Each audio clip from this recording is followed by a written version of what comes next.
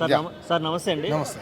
రాష్ట్రంలో ఎటు చూసిన అరెస్టుల పరమే నడుస్తుంది. మళ్ళీ ఏసీబీ విచారణ కేటీఆర్ గారు వెళ్తాము, రేపు మాపు అరెస్ట్ కూడా అంటున్నారు. అసలు రేవంత్ రెడ్డి గారు ఎటువంటి నిర్ణయాలు తీసుకుంటున్నారు? ఏమైనా ప్రజలకు ఏమైనా ఉపయోగపడే అవకాశం ఉందా అసలు ఈ నిర్ణయాలు?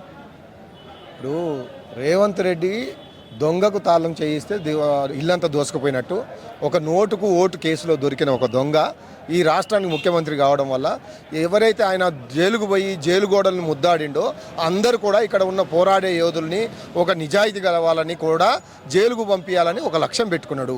ఈ సంవత్సరం నుండి ఇచ్చిన హామీల నుండి డైవర్షన్ చేసుకోవడానికి ఒక్క హామీని కూడా నిలబెట్టకుండా మార్పు కోసం తెలంగాణ ప్రజలు ఓటేస్తే ఏడుపు తప్ప ఏం మిగలలేదు. వాళ్ళకు ఏ ఒక్కటి కూడా ఒక్క వర్గం ప్రజలు కూడా సంతోషంగా లేరు.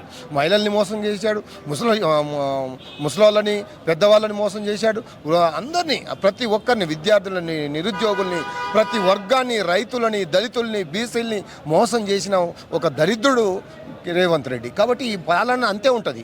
కాబట్టి ఈ 4 సంవత్సరాలు చేయగలుగుతాడు. తర్వాత 40 సంవత్సరాలు బీఆర్ఎస్ పార్టీ అధికారంలో ఉంటుంది. నేను ఇంతకుముందు కూడా చెప్పినట్టు అరచేతిని అడ్డుపెట్టి సూర్యకాంతిని ఆపలేరు. తెలంగాణ పోరాటాన్ని కేటీఆర్ గారి పోరాటాన్ని ఈ అక్రమ కేసులతోటి అడ్డుకోలేరని ఈ సందర్భంగా తెలియజేస్తున్నాను. ఇప్పటికైనా మీ యొక్క అతి తెలివితేటలు మాని అసలు స్కామ్ లేని స్కామ్ని, ఆధారాలు లేని స్కామ్ని, ఎలాంటి అపోహలతో ఒక ఊహాజనితమైన కేసులు పెట్టి అరెస్ట్ చేయడాన్ని సభ్య సమాజం మొత్తం నిలదీస్తుంది. ఖచ్చితంగా మీకు ఆయన కడిగిన ముత్యం లాగా అంటే కవితక్కని అరెస్ట్ చేశారు, సుప్రీంకోర్టు చివాట్లు పెట్టింది, ₹1 ట్రాన్సాక్షన్ జరగకుండా మీరు అరెస్ట్ చేశారు అని అందరికీ అక్కడ కేంద్ర ప్రభుత్వానికి, ఈడీకి, ఏసీబీకి మాట్లాడింది.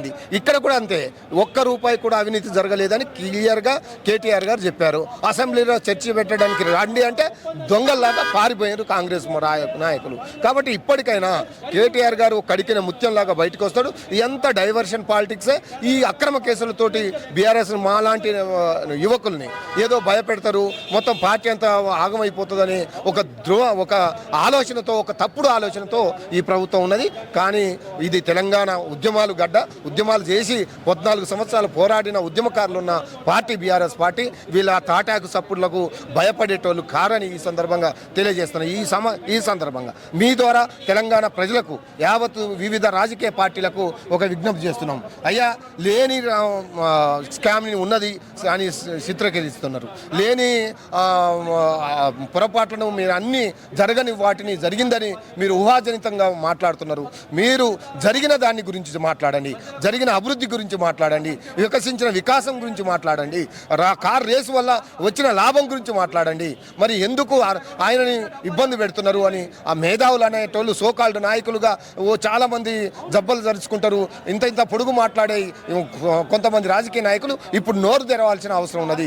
తెలంగాణ ఉద్యమంలో పనిచేసిన వాళ్ళు ఇప్పుడు రేవంత్ రెడ్డికి ఒత్తాసు పలకకుండా సరైన ఉద్యమకారులు అయితే, నిజంగా తెలంగాణ బిడ్డలైతే, తెలంగాణ ఉద్యమకారులకు జరుగుతున్న అన్యాయాన్ని ప్రతి ఒక్క గొంతు ఈరోజు లేపట్టాలని ఈ సందర్భంగా తెలియజేస్తాను. ప్రతి గొంతు కూడా కదలాలి. ఈ యొక్క అక్రమాలకు ఎవరైతే అక్రమ కేసులు పెట్టి ఉద్యమకారులను ఇబ్బంది పెట్టాలని చూస్తే తస్మత్ జాగ్రత్త అని ఈ సమాజం వారికి హెచ్చరికలు జారీ చేయాల్సిన అవసరం ఆసన్నమైంది. ఖచ్చితంగా ఇంకో ఉద్యమం పోరాటం మొదలైంది. ఈ పోరాటం ఖచ్చితంగా తెలంగాణ పునర్నిర్మాణంలో, తెలంగాణ అభివృద్ధికి, వీళ్ళు అభివృద్ధి చేయకుండా ప్రజల్ని, తెలంగాణని అవమానపరుస్తుంటే రేపు తెలంగాణ ఉద్యమం మళ్ళీ ఒక ఉవ్వెత్తున లేస్తుంది, మరో పోరాటానికి సిద్ధమవుతుంది. ఇది తెలంగాణ ఆకాంక్షల్ని, తెలంగాణ పట్ల ఇప్పటికి కూడా మోసపూరితమైన ప్రకటనలు చేస్తున్న ఇలాంటి రేవంత్ రెడ్డిని ఖచ్చితంగా అడ్డుకుంటాం. పాతాల్లోకి తొక్కి మళ్ళీ తెలంగాణ పునర్నిర్మాణంలో బీఆర్ఎస్ పార్టీ గొప్పగా వర్ధిల్లుతుందని ఈ సందర్భంగా మీ ద్వారా తెలియజేస్తున్నాను. ఓకే అండి, థ్యాంక్ యూ.